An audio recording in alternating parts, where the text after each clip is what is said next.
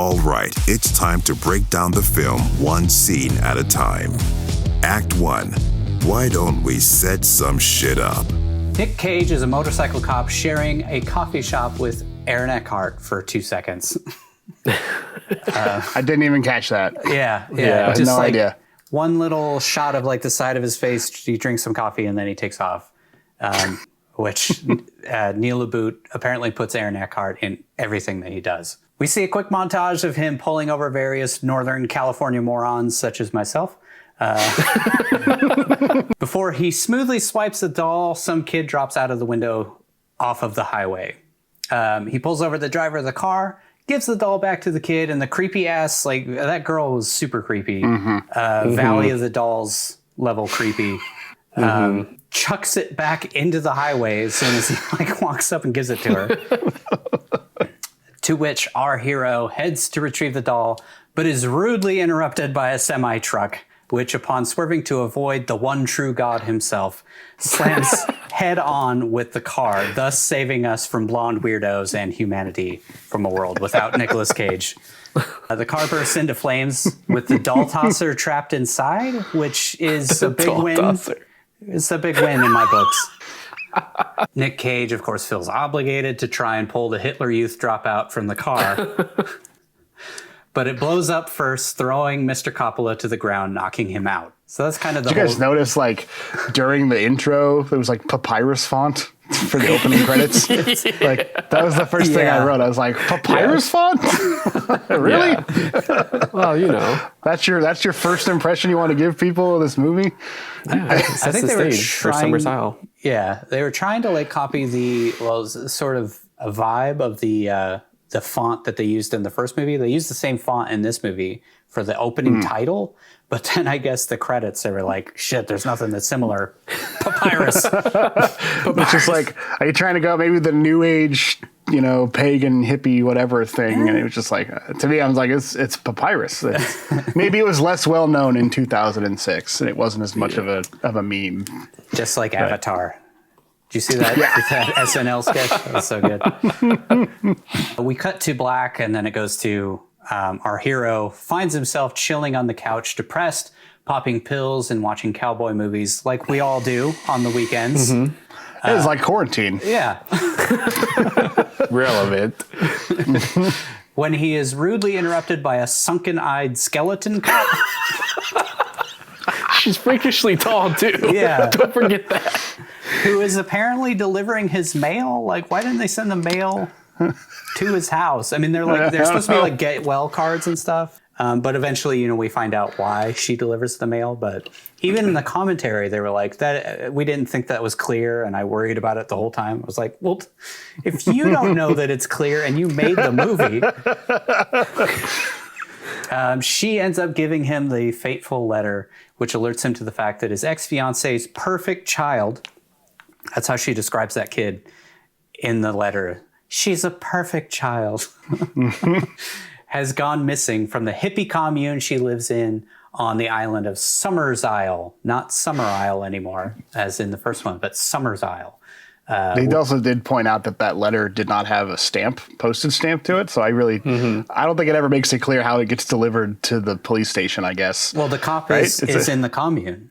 She shows up at the end. You see her at the end. I didn't even see that. I have a couple of questions about that. Yeah, spoiler. Yeah, me as well. Anyway, Summers Isle is somewhere in the Puget Sound. Nick searches online and finds out the hippie commune is a honey farm, and then gets a spooky phone call for absolutely no reason. Like, what was the spooky phone call about? That's another question I have. Were they listening to him or watching him like read the letter and saw him go online? He heads on over to the police station and lets everyone know exactly where he's going, who he's going there to find, how long he plans to be gone, a wax stamp with the sigil of the farm he's going to, probably DNA and fingerprints on the envelope, and a picture of the little girl who will eventually light the fire that burns him to death.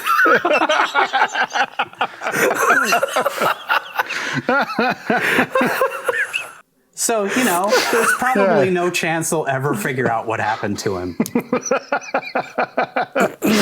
There's a quick Coppola quick fact here is in the police station, you can actually see a missing persons photo of the guy from the original Wicker Man. Oh, that's cool. I thought that was That's a cool detail. Easter egg. Yeah. I don't know why Northern California police station would have a cold case on their thing of something that happened in Scotland 30 years ago. This case is just similar to that case from Scotland. Been trying to catch these guys for 30 years. 30 years. One day. That is a really cool Easter egg, though. I like that. Yeah, that is actually really cool. I thought that was cool. Mr. Cage hops a ferry and splashes himself with a half a gallon of Aquavella. For some Okay, reason. I'm not the only one that thought that was weird. It's because That's he weird. was going to meet his ex. Yeah. So he Okay. still had a thing for That her. makes sense. He Okay. drowned half the bottle, though, dude. He put a lot of Aquavella on. He's got to cover up the Irish coffee smell. He's probably just boozing it up there, and so he had to, oh shit, cover that up. They'll never notice. I thought it was a way for him to repel the constant onslaught of gorgeous women who will be looking to be the next Mrs. Cage. But True. because Maybe it was nothing bee repels repellent. people like Aquavelva. One of my favorite parts of the whole movie. He sees a little girl on the ferry wearing the outfit that Rowan, the little girl from the photo in the letter, is wearing, because as we all know, everybody wears the same outfit all the time, like a cartoon character. So he assumes that it might be this little girl on there. The little girl is hilariously run over by a semi-truck on board a ferry in the middle of the ocean, which is one of the funniest, not meaning to be Yeah. funny things I've ever seen. That's where I was like, all right, so it's a dark comedy. That's what we're going for with this movie. It is. It's just cut like a comedy shot. Like, Yeah, it really you is. just needed a laugh track, and it would have been gold. It was like something out of a scary movie or one of those parody movies. That caught me so off guard and made me laugh so hard. Coppola quick fact. That was actually supposed to be just her on the ferry with bees surrounding her, but they thought, well, he hasn't even been to the island. Why the hell would he know about the bees? This is supposed to be like his own head generating these weird flashbacks that he has over and over throughout the film. And then it was the editor who made that decision. It wasn't the director to not make it bees. So the director was like, put in bees. I don't know. Fuck it. Show's about bees. There's a lot of bees in there. I thought it was so funny, just the semi-truck running her over on board a fucking ferry. Yeah. It turns out to be a waking daymare, potentially brought on by the pills that he just keeps chugging. He just keeps popping these pills. Yeah. And washing them down on- with Starbucks, has himself a good chuckle, and then he just moves on with his day. Yeah, that was the best part. Washington. Was his reaction was just like, all right. Some messed up stuff, man. Nick then bribes a crotchety pilot who makes regular deliveries to Summers Isle, whose price for betraying the trust of the people who helped keep a roof over his head and allowing some random dude he's never met before trespass on their island are 2 crisp $50 bills. That's all it took. The other thing I want to say about that is he meets that guy like right as he's walking down the dock coming off of the ferry. Yeah. So it's I don't know if you've ever taken a ferry before, but it's a dedicated terminal for the ferries coming in and out. It's not a wood dock. It's not like a lakeside dock that you can just walk off and get on a seaplane and take off because he's just sitting there loading it. It was just one of those like script conveniences where it's like, yeah, he meets a he's on the water. There's obviously going to be a pilot there, right there. And there'd be a plane in shallow water right next to the... They take off across the Puget Sound towards the island that he at one point says that he could swim to. This is only a couple miles away. But then they fly for so long that they need to add crossfades to make it seem like more time has passed. I didn't get that. Like, I could just swim to that island. Okay, I was we're going to thinking the same travel for thing. 3 hours now. What was the point of taking the ferry, too, at that point? yeah, like what, he took the ferry to what? Just some random island in the San Juans and was like, anybody know where this island is? I'm guessing maybe it was like, like the Seattle to like Oak Harbor ferry, which this is showing we're all Washington Natives. Not natives from Washington. Washingtonians. This Puget Sound for me specifically. So I'm the only one who doesn't live there anymore. I live in Northern California, as you see. Weirdly enough, they're both places in the movie. Northern California and Pacific Northwest. Oh, yeah. Kind of it's made for oddly us. kismet, yeah. The pilot drops Nicholas in an uninhabited part of the island to hike to the creepy commune through the woods in a suit.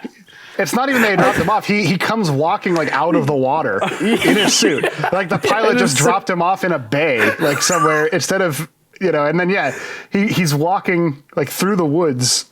Yeah. Like he's just hiking. Yeah. And then all of a sudden the next shot after there's like 3 shots of him just walking through the woods. Yep. Like in a suit with his suit briefcase or whatever. And then it shows him on a pathway, like walking up toward the village, like he made it. But the plane is there in the water, like in the bay, in the background. I said, there's a perfectly functional dock that he could have landed and walked off on. Well, I mean, the idea was to make it to where nobody would know that the pilot was the one who dropped him off. But this random ass stranger walks right up to the people of the island who obviously all know he's not supposed to be there. Like they're not going to make the connection that the pilot is the one who brought him to the island in the middle of nowhere. Like, what, did you just take a kayak out there?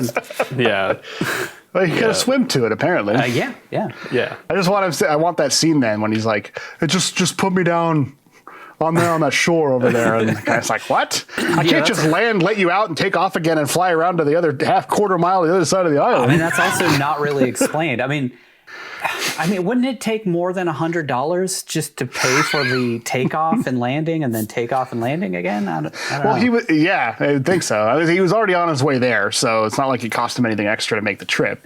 But he had to drop him off in some random part of the island. Drop him off at the other part of the island and then fly back around. Yeah. I'm guessing that those planes can actually like kind of almost drive on top of the water. I think they can taxi. Okay. Yeah. So maybe he did that. They can taxi. It's probably way less fuel efficient than flying, though. I would imagine, because you're dragging yourself through the water. But I don't know. Maybe an aviator knows more about it than me. I didn't make the connection that he wanted to be incognito in his suit and tie on an island full of people. It looks like they're stuck in the 1800s. Yeah, exactly. Like, I mean, every person on that island would know every single person intimately. Yeah. But these people grew up and lived around each other every single day. They go to like church together or whatever they worship there and have events together where they all dress as animals and do crazy stuff. Yeah.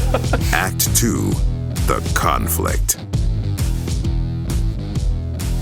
Here we see after he walks up, presumably out of nowhere, to these complete strangers. The Summers Isle folks are dragging a dead kid or a shark or something in his words.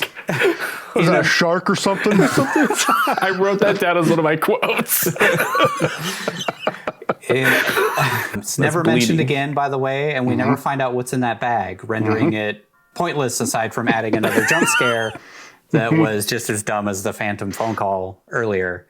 Yeah, I didn't get that at all. Like, why didn't you show it? And then in the commentary, Neil LaBute said we wanted to make it mysterious and never reveal what was in it. And I was like, well, what the fuck was the point of it in the first place? I'm saving it for the Coppola questions segment because that's one of my big ones. I had a Coppola quick fact there is that was actually a little man inside of the bag. Jesus. Who apparently was a treasure on the set to work with. Everybody really liked him.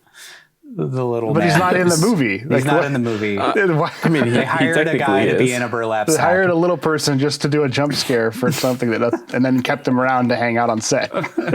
Our boy makes his way to a bar/hotel or brothel. I don't know what that is. Hey, it's this island that doesn't allow visitors, has a fully functioning hotel in it. Okay. And don't they call it like the mating house? Is that the name of it? I didn't catch that. That's good. I'm pretty sure she's like, oh yeah, Willow's up at the mating house in the mating inn or something. Sure, like wasn't meeting house where they meet. I don't know. I couldn't understand their accents. They're all over the place. Could be meeting house. Yeah, that makes sense. Mating house is a little more like the first movie, where it's just there was just crazy sex happening like randomly in the street. I don't know if you remember that, but there was like a scene where he walks out of that hotel and sees like a bunch of people just having sex in the street for no reason, never mentioned again. And then he just walks by like, summer's orgy. Yeah, director just wanted to film an orgy. Yeah. I didn't even feel like it was part of the movie. It was just so weird. And then there was like a naked girl crying in the graveyard for some reason. Yeah. Also never mentioned again. That movie was all sorts of weird. Gets way more praise than it should, I think. In this meeting house, he kicks off a chain of events, a chain of dick moves that 100% warrant the eventual demise that we'll get to shortly. First, however, he needs to have a quiet, creepy staring contest with his old flame, Willow, who apparently works as a waitress in the bar once and never again. Because there's that one girl that you see a bunch working there, but you never see Willow actually working at the bar. Apparently, the girl's name is Honey. Yeah, I saw that. Oh, yeah, that's right. Nick chugs down some mead and then talks down to a younger version of Dwight Schrute's Aunt Shirley from The Office. If you didn't know that his character is like an alcoholic or something, I think chugging the mead would be a good indicator of it. Because I don't know if you ever had mead, but it's like wine. So it's like he just chugged a glass of wine. He was drinking it like it was a cold beer or something, which I think a lot of people think mead is if you've never had it, but it is like a sweet honey wine where it's super dry. Yeah. So I thought it was funny that he just bottoms up and drinks a whole tankard of it. Yeah. One thing that's kind of implicated, but I never really got any clarity on it is, and it never really comes up again because he never really drinks anything else, was that they kind of like looked at each other like knowingly, like they just drugged him or something. Like they put something in that mead, and then that's going to lead to freakouts. I don't know what the hell that was about. I thought they were just sharing looks because they knew who he was, and it's revealed later that they knew he was supposed to be there for a reason and stuff. Originally, I thought it was just, what's this weirdo man doing here? Like it's this, matriarchal society that doesn't allow outsiders, and all of a sudden you got a guy in a suit coming in, acting like he owns the place. So it could be any number of looks, but yeah, them drugging him would also make sense. The suit I was confused about for quite a while of like, why would he wear a suit? But then Me too. In the commentary, they said presumably because he was about to meet his old flame and he wanted to look as good as possible. But why wouldn't he pack any other clothes? He just wears that damn suit. Yeah, he wears the suit for like 3 days. Yeah. He's a highway cop, not a detective. Yeah, it's like, why are you wearing a suit? This is out of character for you. Yeah. They even specifically make a point that he's not a detective because they ask, "Oh, you're going to be a detective now?" Like when the other cop lady comes to visit him earlier on and asks if he's going to become a detective because he doesn't want to be a beat cop anymore or a chip cop. Yeah. In the original, he wears the police suit the whole time, so that makes sense. That's the big like underlying thing of this movie versus the original. Is like everything that happened aside from the weird orgy in the street and the naked girl in the graveyard and a few other things, most of it made sense to why he was there, what was happening, what they were doing. Even the naked dancing actually makes sense because they were trying to test him to see if he would remain a virgin throughout. Spoilers for the 73 version if you haven't seen it yet. Anyways, next he crazily smacks his badge on the counter and tells this group of women that all look like the cast of Heidi filling the restaurant, bar, hotel, whatever the fuck this place is exactly, that he's there on official police business. By the way, fun fact, all rednecks from Washington hate all people from California. So he immediately is way on their shit list. That scene is super accurate to real life. Yes. Yeah. Then his big like shitty move to them is he smashes a bee on the counter, which really pisses off a room full of people whose lives depend on bees because he's allergic. Which in the commentary they said that was put in just to add like a sense of danger because he's on this island filled with bees.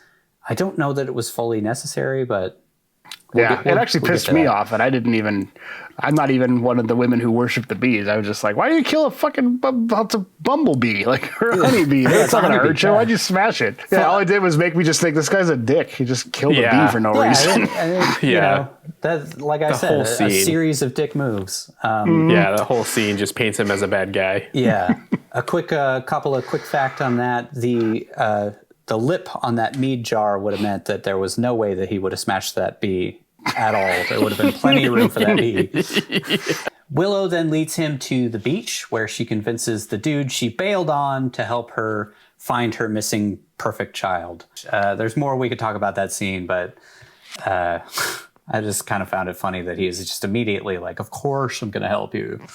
Next, we see a set of old blind twins who inexplicably speak in unison with every breath throughout the entire movie. Every time they talk, they speak in unison and just have a creepy, stupid look on their faces the whole time. I thought that was such a like unnecessarily dumb, creepy thing to add into the movie. But these are the first of many, many twins we'll see throughout the movie, which, you know, nothing adds creep factor better than twins besides maybe little people.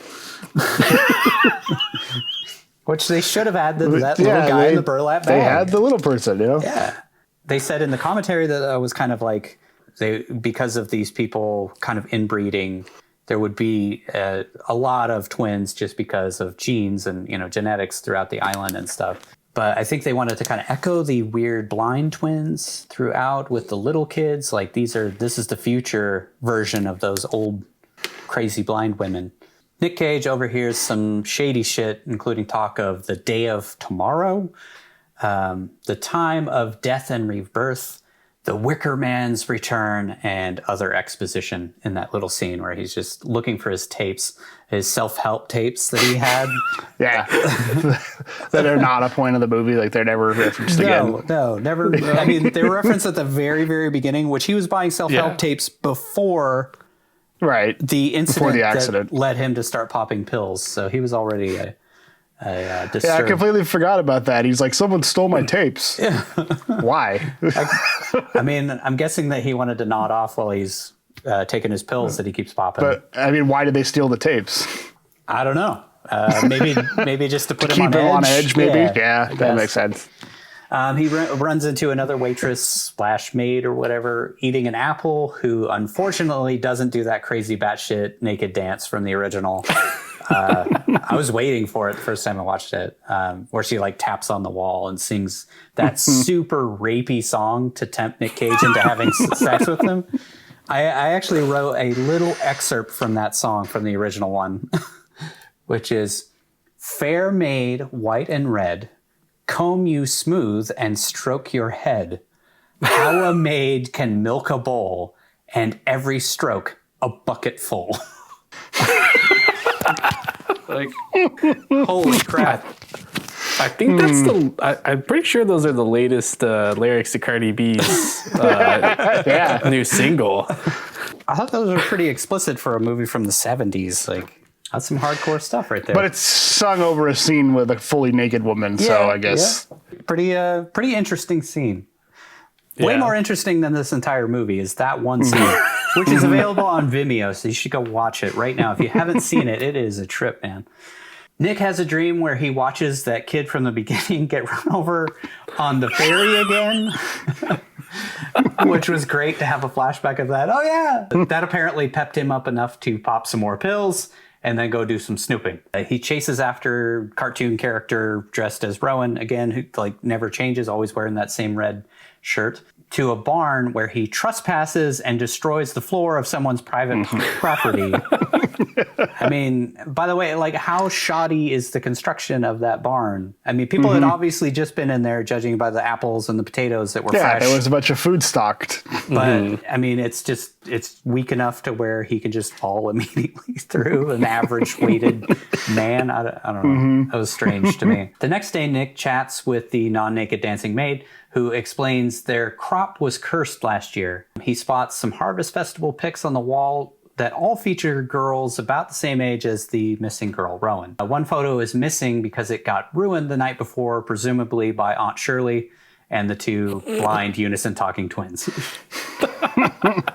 By the way, the weather is gorgeous the entire time they're on this island. It's a island in the middle of the Puget Sound, and speaking from experience, I mean, you never go more than like 5 days without at least some fog or some mist or some rain. Depends on where it is. The San Juans can get pretty gorgeous in the summer. If it was in like middle of summer, which kind of looked like it was, they can be pretty nice. Yeah, like mid-July, August. They do a whole lavender festival on one of the islands that I went to a few years ago, and lavender requires tons of sunlight to be stuff, so it can be nice. The lavender just island. Just gotta hit it the right time of year. Next to the honey island.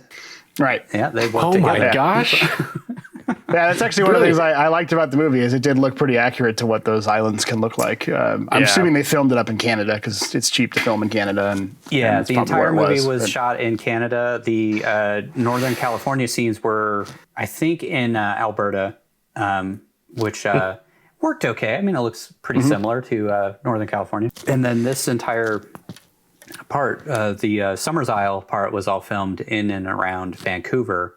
And on some of the islands and stuff around there. So they did say in the commentary that they had remarkable weather throughout the whole thing. It was a 45-day shoot, and they only had rain on one of them. So, oh wow, yeah, that's pretty crazy. That's pretty crazy. That is lucky. It's one of the least believable parts of the film, now, to me. Like, why isn't it raining? What the hell? I mean, that would add to the creep factor, right? Oh God, how awesome would it be if a huge storm had started as they lit that fire and just extinguished the flame? They're like, well, what do we do now? We got to rebuild that damn thing. Okay, Mr. Kim Coppola runs into a bunch of pregnant chicks in the forest, which I thought was an interesting ad. Yeah. So that kind of leads to a couple of quick facts that's kind of running through the entire movie is this whole island is kind of analogous to a bee colony. They kind of go through that throughout the whole thing. There's bee-related everything throughout the whole thing. Mrs. Summers Isle is kind of like the queen bee, and like we eventually will see her kind of her nest or her whatever you call it in a bee colony, and she's surrounded by like protective soldiers. She's got apparently that's actually true to an actual bee colony. Is there's 6 that surround them, the queen at all time, and there are 6 girls that surround her at all time. The men are subservient worker drones the entire time. And the women rule everything. So. And they're all like constantly working. They're always constantly just doing stuff. If you watch, they're picking up sticks or carrying bundles of stuff around. Like bees are constantly working. Yeah, I love that one scene where he comes in and talks to the guy. The guy goes, meh.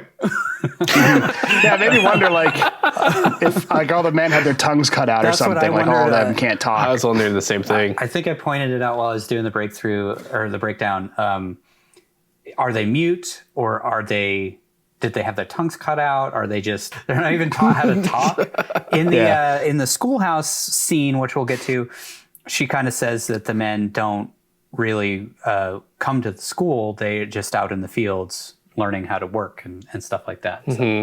So that makes sense with the whole bee thing. But if you watch, there's the color yellow is used throughout. The hexagon shape is everywhere. I thought that was kind of a fun fact, but seems a little heavy-handed, honestly, throughout the whole thing. He then runs into a schoolhouse full of children that look like Hitler's wet dream.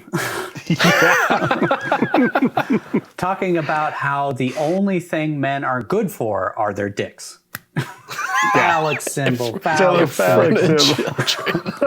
Which I thought they did a much better job of that in the original movie than this one. I feel like he just interrupts them immediately and doesn't overhear them talking about really messed up stuff. Like them saying phallic symbol is like really tame compared to how they were talking about men in the original one, but I'm guessing that's part of the PG-13 thing. Though in the unrated version, this scene is actually longer than in the theatrical version. I watched both versions, but it was mostly just him cursing at the kids and yelling at the school teacher. I did take notes that his freak out in the school was like the first. It felt like the first freak out in the movie. Yeah. That's when he starts to finally lose it. Yeah, with just how fucking weird everything is. The teacher drops some Don Quixote on him, and then he proceeds to be a huge asshole after that. He wipes off the chalkboard, yells at the teacher, calls the kids and the teacher liars, and then just really isn't thinking and lets somebody's pet crow out of its desk. What was with the crow? Apparently it was like a torture thing. In the original, it was like a beetle tied to a string, and then it was like tied to a little nail. and it was just like meant to show how cruel they were. But in this one, it's just a jump scare. I mean, they just kind of threw away that whole through line of them being. It's like what they just threw. I thought it was supposed to mean something like it's a symbol, but it's just a crow in a desk. The teacher finally lets out that Rowan is dead. So somebody finally acknowledged her presence whatsoever, which in the original, it took a really long time to acknowledge that the same character named Rowan was gone, or that she was dead, and that they don't speak of death in their little hippie commune colony. So nobody would acknowledge that she was alive because they don't speak of death. And this one, they just creepily like smirk at him every time he says anything about Rowan, which is way less effective in my mind and makes way less sense. She also says that everyone is mourning her death, but then she says she'll burn to death, as in the future, at the very end. Yeah. And he thinks he misheard her or something, but yeah, she's like, he's like, what? And she's like, oh, I meant to say what I meant to say or whatever. I said exactly what I meant to say. yeah. Like, what? I thought that, So I think they're stringing him along, trying to make him believe that she's they the one want that him will to burn, think that she's dead, but she's not actually dead. They're just saying that to, cover up the fact that she's still alive and he needs to look for her. Nick stumbles upon a fresh grave that is near a destroyed church that Willow explains isn't her daughter's, and then he finds a crypt with a brand new lock on it. That church, I found out in the commentary, was actually all just made for the scene, and it's all styrofoam, which I thought was pretty damn well done for what it is. Yeah. Willow drops the bomb that Rowan is in fact Nick Cage's daughter. Bum, bum, bum. And leads him to a room that the chick from Fixer Upper would lose her shit over. I don't know if you've ever seen that show. But she loves that shiplap, and that whole room is shiplap. Cage finds some nightmare graffiti under Rowan's desk, which I thought was interesting. It was kind of like something out of The Ring. Which I don't really get what that was for. Like, because Rowan knew, spoilers, that she wasn't going to die at any point. So why is she all creeped out? Or is this something that Willow drew under the desk? That's what I think. Like, once it's revealed that this was all a setup, it seems like any of these setup things were just done by the adults trying to make him think Rowan did it. Yeah. To keep stringing him along. He then hears the plane from earlier landing in the harbor. When he gets there, the pilot is nowhere to be found, so Nick waits for him long enough to have another psychotic break where he sees Rowan dead under the dock and then dead in his arms in the It was a double fake the out. ever so rare double dream fake out. Inception. In the dream, he dives under the dock to rescue her, and I just kept hoping for a semi-truck to hit her under the water. That would have been so hilarious. But no such luck. He swims to the plane after giving up on Mr. I'll do anything for $100 and finds that the plane's radio has been destroyed, which is similar to the original. The police officer from the first one, he flew in on his own plane and landed, and then when he tried to leave, they had ripped out the controls and stuff, so he couldn't leave. The way they shot that scene was very weird to me. Like, it was almost like an afterthought. Like, I didn't even notice at first that the radio was smashed up. I had to rewind it and go look, because it's like, it's not centered on the frame. It's off on the right, and he's sort of messing with it, and he just kind of just goes, Yeah. Like, his reaction to it is not anything. Yeah. He picks up the little like speaker part and then drops it. Yeah. And it doesn't work, and he just puts it down. And it's like, if you don't even notice that the paneling is smashed, I don't know. Yeah, he doesn't acknowledge the fact that it's been destroyed. He's like, oh, it's just not working. Yeah, that's what it seems. That's what his reaction was like, oh, man, it won't turn on. Yeah. Like, oh, that pilot must have accidentally bumped his elbow and destroyed his CB. It was weird, yeah. Usually in movies they'll do like a close up, they'll show the smashed machinery so that you really get it. And it was weird that they didn't have a cut like that. Yeah. Yeah. I feel like, one of the better parts of the movie was the editing.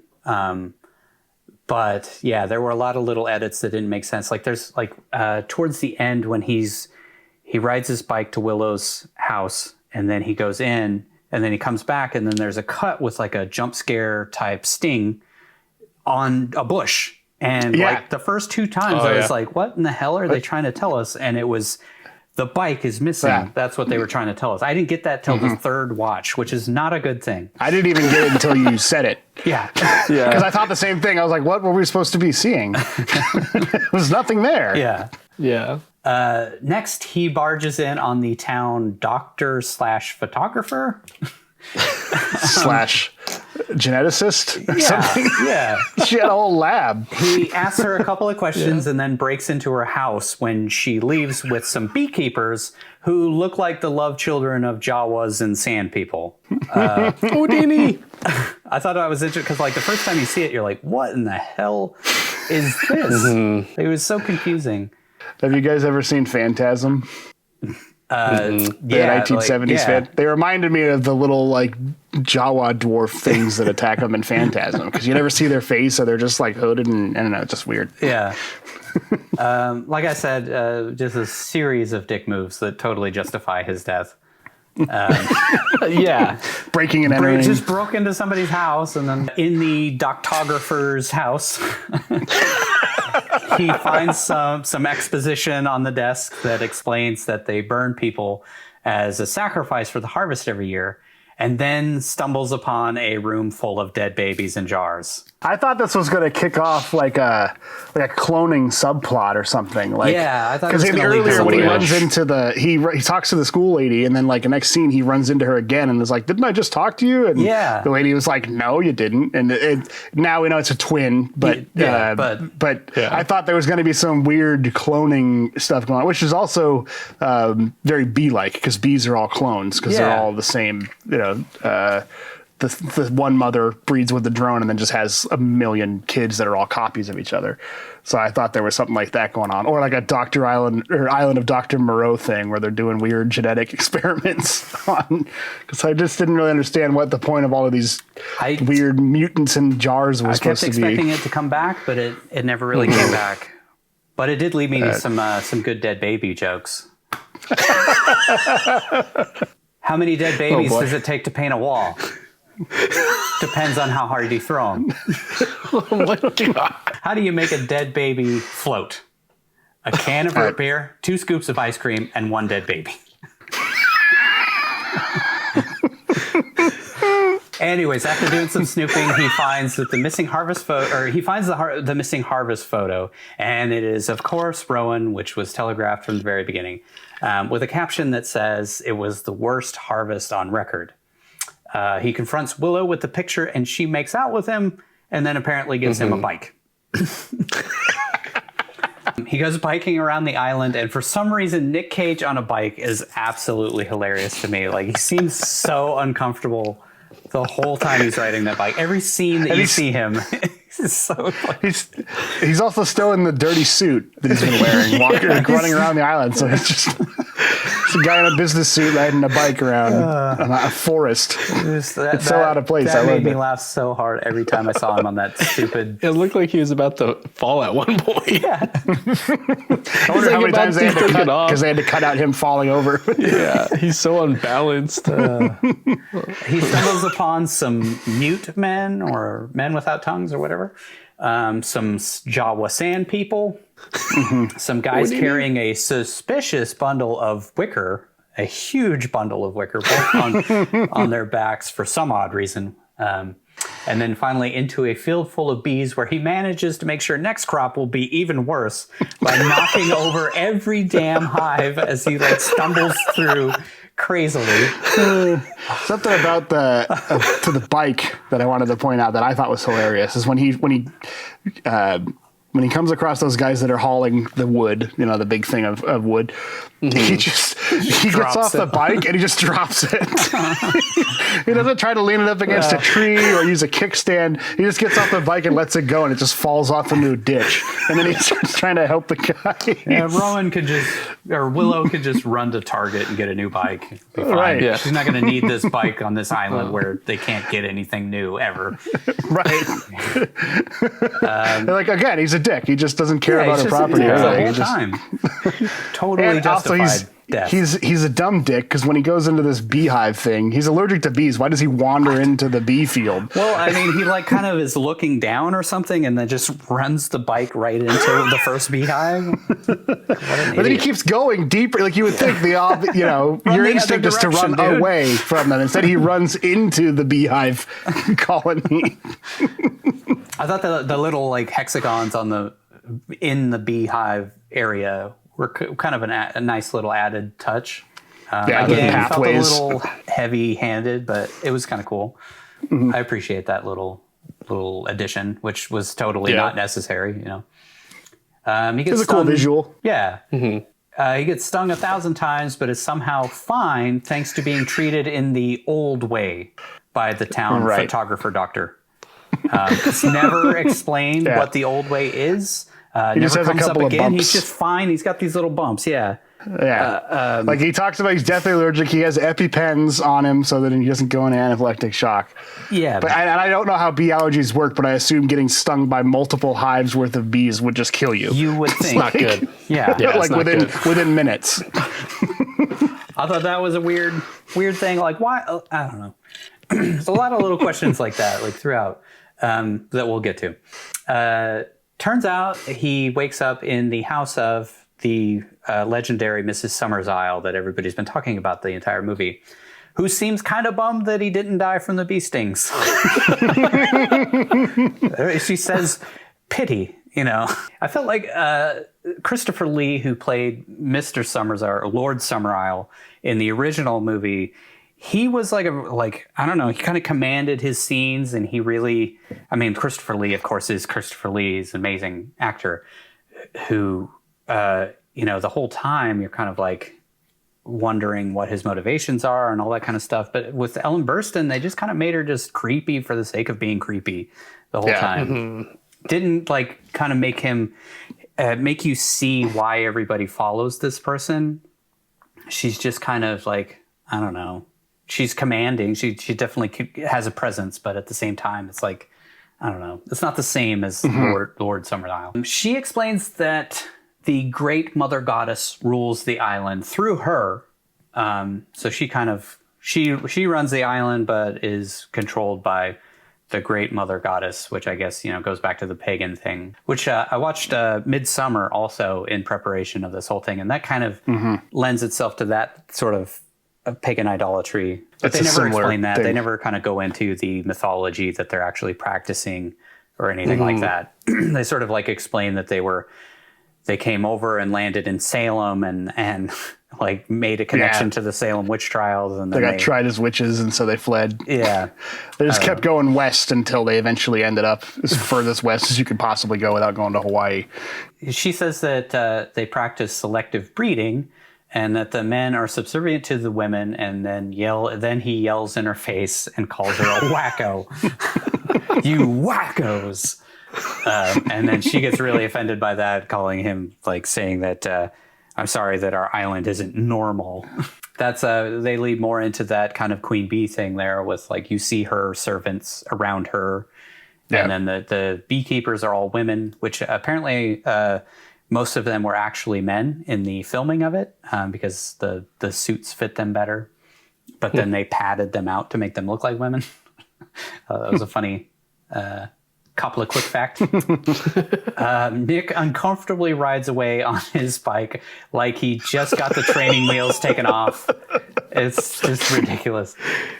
He digs up Rowan's grave only to find a burnt doll inside the coffin. In the original, they find a rabbit inside, which lends more to the pagan stuff, I think. The original movie did a good job with the pagan stuff, but they have that little Stonehenge, and they're dancing over fire naked, and that stuff all made a lot more sense for the pagan stuff than this whole bee commune thing, colony. He then dives into the crypt because he thinks that he hears her crying inside, which makes no sense because he just found the burnt doll, which lends itself to the idea that there was nothing left to bury because she was burned at the stake, but her doll survived, so they buried her doll. But then he hears her crying 3 seconds later, and it's like, oh, she must be alive. Yeah. And then dives into this another hallucination. Yeah, dives into this freezing cold water that's probably littered with dead bodies because it's inside of an ancient It's crypt. a crypt, yeah. Flooded crypt. And then he gets locked inside by a beekeeper's sand jawa for some reason. That's never explained. It's never explained. Yeah. Like, why would they lock him in there? Yeah, like they don't want him to die yet. Why they do don't they want to keep kill him. sort of trying to kill him if he has to be alive for the sacrifice? Is that just to fuck with him and torture him? And like, I don't, that didn't make any sense at all either. Maybe they just wanted to lock him somewhere because he's been causing trouble and they don't want him to Yeah, maybe. figure it out too early or something. I don't know. It's guess that makes convenient for the sense. plot. Maybe they read the script. Maybe they knew Maybe they knew he couldn't figure it out yet. They had to keep him somewhere overnight because it had to be the third day. Act 3. It's about time to wrap this thing up. Willow finds him the next morning after being trapped in freezing cold Pacific Northwest water all night long. But he manages to get over his hypothermia in about 15 seconds before scrambling out of the pit. And the sun is fully up. Yeah. Like so he's been in there He's all been there night for long. hours and hours. Yeah. I mean, presumably, like when he first went in there, that was like right after he confronted Summer's Isle, and that was light out. So, I mean, even in the middle of summer, he's probably been at least like 12 or 15 hours in the water. Yeah. And he falls asleep just like holding on to the grate. Yeah. You know, as he doesn't let go and fall in the water and drown. So he runs out of the pit. He grabs the doll and then crazily yells, "How'd it get burned? How'd it get burned? How'd it get burned?"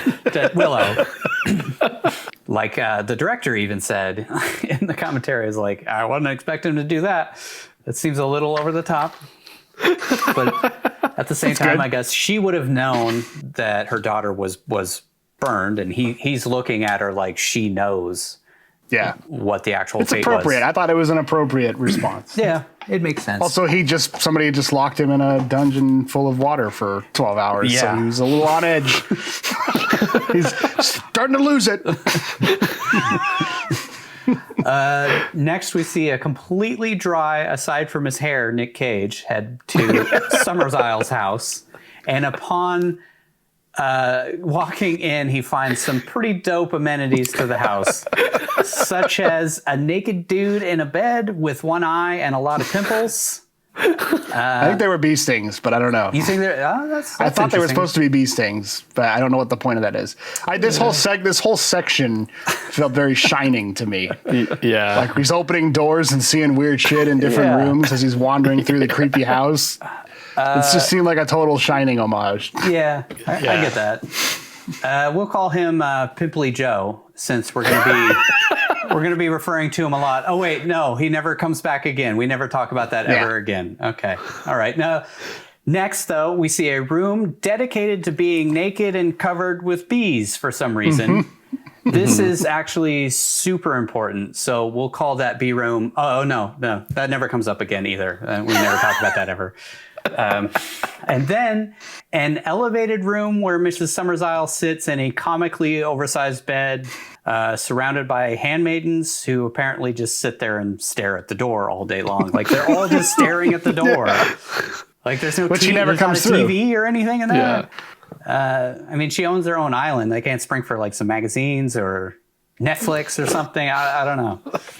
Cage runs into that crazy teacher from earlier, wearing a crow mask, who again throws shade at him by quoting Don Quixote.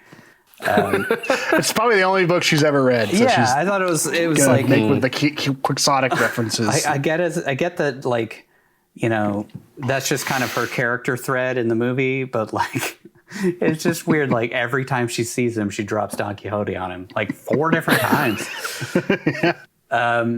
Nick rides away comically in a manner that screams, I haven't ridden a bike in decades, so I'm not going to brush up on it for some stupid horror movie. I just love he's like shaking around. It's just hilarious. It's an old-timey bike, too. Like, the bike looks like it's from, like, the 1920s. He's just... It doesn't seem like it'd be that hard to ride. I don't know. Yeah, it just might as well be a penny farthing. in those scenes, I was super distracted by the fact that he's on roads that, obviously have tire tracks going up and down them, and he's supposed to be on an island that has no vehicles or anything. Yeah, I mean, it's a dumb thing. I know and stuff, but I know that they couldn't get away with, they're filming in actual locations. They were probably just like some neighborhoods out in rich people areas out in the San Juan Islands. So. In the original one, there's actually a scene where he's running into town, or he's running to the celebration or something like that, and you see a truck on that island. It's an island that's in the middle of nowhere. So I didn't feel like that was unbelievable. I thought it was like they had obviously had a shipment, brought to it. It was an old truck, so obviously it had been there for a long time. So that doesn't bother me too much. Like I could see them having me. It's just something that it kept pulling me out when I saw it. It was funny though. Yeah. Much like that diatribe pulled us out of this, what we were doing. Yeah. Ruined any flow. He then continues his dick moves of busting into people's houses, harassing them, knocking masks off of little kids, kicking down doors, all of that jazz. Like he says, I've got all the fucking authority I need to like some little kids. And like even the directors were like, we felt like maybe that was a bit much. Yeah, that's the one F-bomb. Yeah. In the unrated or in the theatrical version. He's screaming at little kids. By the way, I don't know if you guys noticed, but like every kid that appears on the island seems to be like right around the same age. They're all like Rowan's age, like 10 or whatever. So I kind of wonder if that's like they only impregnate people at the time of the burning of the Wicker Man. Like they only have children during that time. Every 10 years or so. Yeah. Yeah, maybe. Kind of an unanswered question. Next, he finds the pilot from the beginning dead on the beach with his mouth and eyes sewn shut and his hands cut off. But he still gives him a couple good shakes to see if he's awake. See if he just needed a quick trip to the photographer doctor. Oh, no. Yeah, I liked that dummy shot where he's like shaking the dummy, but like they don't linger on it for too long. I know it's because it was like it was a TG-13. They don't want to show like a bloody corpse for too long, but also it was a super fake looking dummy, so I'm sure they didn't want to leave the camera on it for too long. I thought it was pretty brutal when you see like the arm bones sticking out above. Like that was pretty hardcore for PG-13. They could have cut around that for the PG-13 cut, but they left it in. But he also spots the plane wing sticking out of the cove that they landed in earlier, which I have all sorts of questions about, which we'll get to in a couple of questions later on. But this is where things get really good. Our hero makes his way to the bar where he overhears young Aunt Shirley if she dealt with the situation in the harbor. Nick's response is to walk super slowly towards her and punch her directly in the face, which was amazing. The townsfolk all meet in the middle of town and start dancing around like nutcases while Nick beats the shit out of the not naked dancing waitress girl before he dresses up as a bear, as you do. That part has my favorite Cage moment when he just goes, God! And just kicks the shit out of her. I love it. He just like socks her right in the face and then kicks her like ninja style right just into the way he the says, pictures. Just the way he says, God! It's just so good. There's also that great like, God damn it, from the second dream fake out thing. Yeah. That was really good too. The guy who was the barkeep or whatever in the original one, his costume for the festival was like a jester that actually tied directly into the festivities where they pretend to chop somebody's head off or will eventually chop somebody's head off. I don't know if you guys remember that from the original one. But anyways, the bear thing is a little bit more revealing. Like you can see his face a lot easier in that one. So I feel like people would have immediately seen the size difference between him and the bar lady, and also you can kind of make out that it's a man underneath, which, by the way, I don't know if you guys caught this, but in one shot he's kind of in blackface, and then the next shot he has a screen over his face. Oh yeah. I didn't see the blackface part. I thought he just had the screen over it. He had the screen over his face in one shot, and and he's talking to Willow and stuff, but earlier if you look, it kind of looks like his face is actually painted. Which I'm guessing was, they're like, oh, nobody's ever going to watch this in 4K high def. Right. He joins the town folk who are dancing across the island in animal costumes before stopping in a field in front of a very much alive Rowan. Finally, we see her, who is tied to a post, seemingly on the verge of being sacrificed. So he does the only logical thing and runs directly up to the person guarding her and punches her in the face while dressed as a bear. Which is a great visual of him like running up and just socks her. He runs away with Rowan into the forest. The town folk give chase and they hide behind a tree like they're in a Scooby-Doo episode. They just kind of like go off to the side and hide behind a tree for a second. Rowan runs in front of him, and apparently this trained police officer can't keep up with this little kid, which is actually one of the more believable parts of the whole movie. Pretty accurate, I think. Yeah. She leads him into a field where all the town folk are waiting. This is where shit gets real. Turns out Willow and Rowan were in on it the whole time, from the very beginning. And then the whole town starts giving exposition, taking turns giving exposition, and explain that the sacrifice has to be someone of blood relation to the commune. And it turns out Willow is Mrs. Summersisle's daughter. The whole time. It's been Mrs. Summersisle's daughter. Also, it turns out that the woman and kid who were struck head on by the semi that blew up and was on fire are also alive and just fine and dandy. And the hollow-eyed skeleton cop is also there, which I have a lot of questions about. So she's been a part of this cult from the very beginning, which, okay, we'll talk about that. But next they rush him, and this is actually only in the unrated cut, so maybe you guys didn't see this, but they rush him. Cage manages to punch a few more women just for good measure before the townfolk break his legs, which he takes surprisingly well. Like he's still talking through it and everything. Like he's kind of like in pain, wincing, but like they just smashed his legs at the knee, both legs. Then they put a cage. Put a cage around his head and fill it with a load of CGI bees, which sting him in the face a bunch or something. And like he's got his mouth open the entire time while there's bees all around his face. Doesn't he even say, "They're in my mouth, they're in my mouth" or something? Doesn't he say something like that? I think he says, "Oh, they're in my eyes, they're in my eyes." It's almost like the director's like, "Okay, now they're in your eyes," and he just goes, "Oh, they're in my eyes."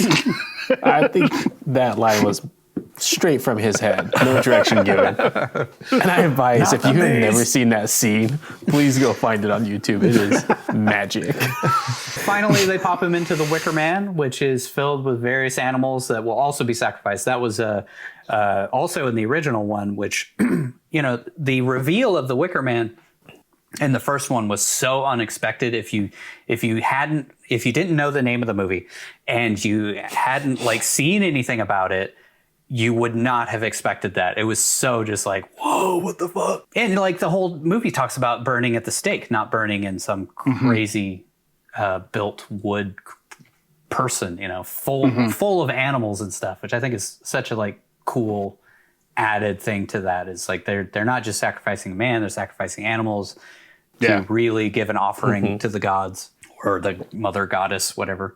His lovely daughter that he just met tosses a torch at the base. And then the town chants, "The drone must die," which I think is their version of Kumbaya, It brought them all together and they... This leads to the honey harvest being saved, presumably, at least until they enact their next overcomplicated and elaborate ruse to lure some schmuck to this island. In the actual theatrical version, in the unrated version, the extra scene doesn't exist. It's not there. It just cuts to the credits. But in the theatrical version, we see 6 months later, James Franco and Jason Ritter are hanging out in a bar, which sounds much more like the setup for a joke than a scene that needed to be in this movie. Yeah. But these two douchey dudes spot Willow and the maid, who still refuses to dance naked. They spot them in the bar, and then they make their move over to hit on them. These two gorgeous, lovely ladies immediately succumb to the charms of these two random college dudes trolling for strange.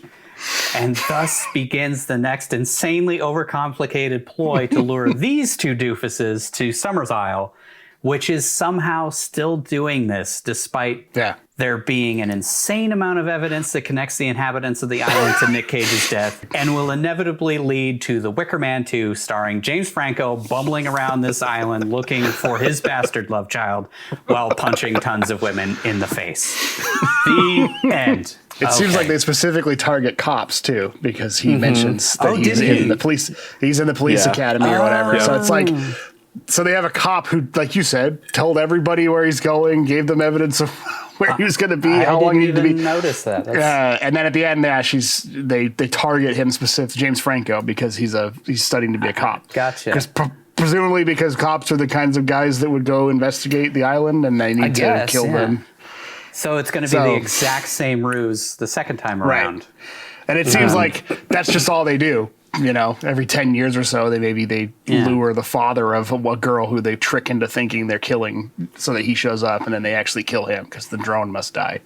What's weird is talking through the movie with the two of you actually is making the movie better in some ways. 'Cause you're like...